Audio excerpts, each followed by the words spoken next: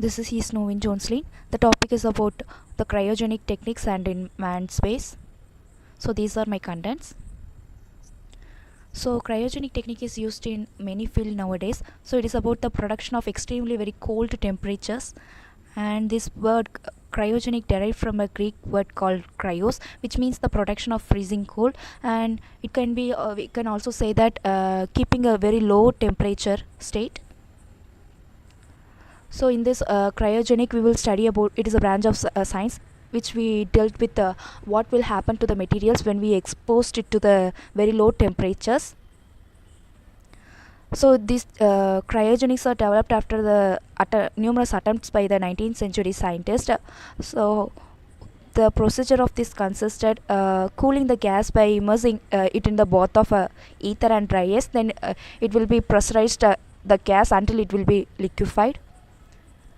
So cryogenic is a study of production of very low temperature. So low temperature means it will kept into the temperature below 123 Kelvin, and in that state we will study about the behavior of materials. So this the temperature will be measured in the Kelvin scale. So liquefied gases like liquid nitrogen and liquid helium are used in many cryogenic applications. So it will be kept, this liquefied gases will be kept in a special containers called which is called Dewar flask, and it is originally 6 feet in height and 3 feet in diameter. So scientists found a way to uh, lower the temperature because it helps to be more resistant to wear and tear. So this we called it as cryogenic hardening. And this cryogens the most commonly used liquid nitrogen and liquid oxygen will be used for the chilling and freezing applications. So it is not a new discovery. In the early 1930s, tool and die makers used this process to freeze their steel tools because it will help them to hold a edge better than the steel which hadn't been frozen. And nearly 150 years back, the switch watchmakers use this technique to frozen the parts of their watches in the snow during the winter time to keep them better time and more durable. So the applications of cryogenic techniques are it can be used in the MRI and medical field and power station and in the food technology and in many fields too. So let's see about it. So this cryogenic is used as a fuels for the rockets. And for MRI scanning, MRI is used to scan the inner organs of our body by penetrate using the with the help of the magnetic field. And to generate that magnetic field, we need our conducting coils. So with the help of liquid helium, we can able to reduce the temperature of the coil kept that coils in low temperature. We can able to get a high resolution images. And for power transmission, the cables are now laid in underground, and it will be easily heated. So to reduce the temperature and get reduce the resistance of the cables, we can use this liquefied gases and spray it on the cables to keep them cool. And this technique is used in food freezing also. So a large mass of frozen food can be transferred from one place to another place with the help of this freezing technology. And in vaccines also. So then blood banking also, to freeze to froze that blood and to store in a bank, we use this technique. So now, most of the people confuse the word cryonics and cryogenics. So cryonic is a technology we used in the medical field to preserve humans and animals with the intention of a future revival.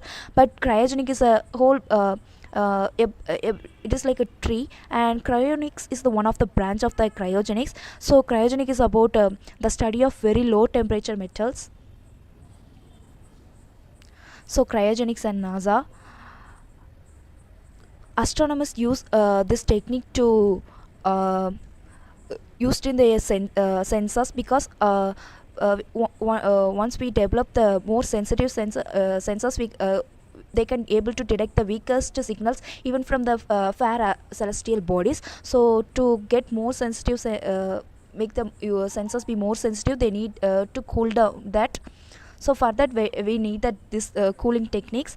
And in like in infrared sensors, so they will use the infrared telescopes to that will absorb the radiation, so that that radiation don't over swamp around because of the weak infrared signals that will be collected from the away objects with the help of this technique. And in electronics, all sensors can be used in this electronics. So to cooling that electronics, it will much help to reduce the noises produced in the circuits, and which allows them to study more weaker signals from the astronomical objects. Then in x-rays, the sensors like xrs, so it is used for the x-ray spectrometer, which helps to measure the temperature changes.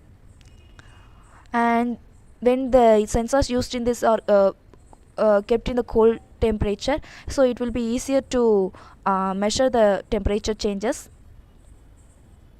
So cryogenics in rocket engines, we use the cryogenic fuel or oxidizer, and that gases are in liquefied stage.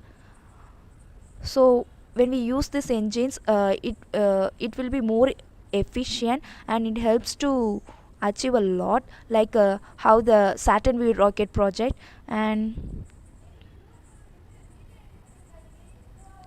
so in GSLV project also, we use this cryogenic technology, and it is the used for the rocket propellants.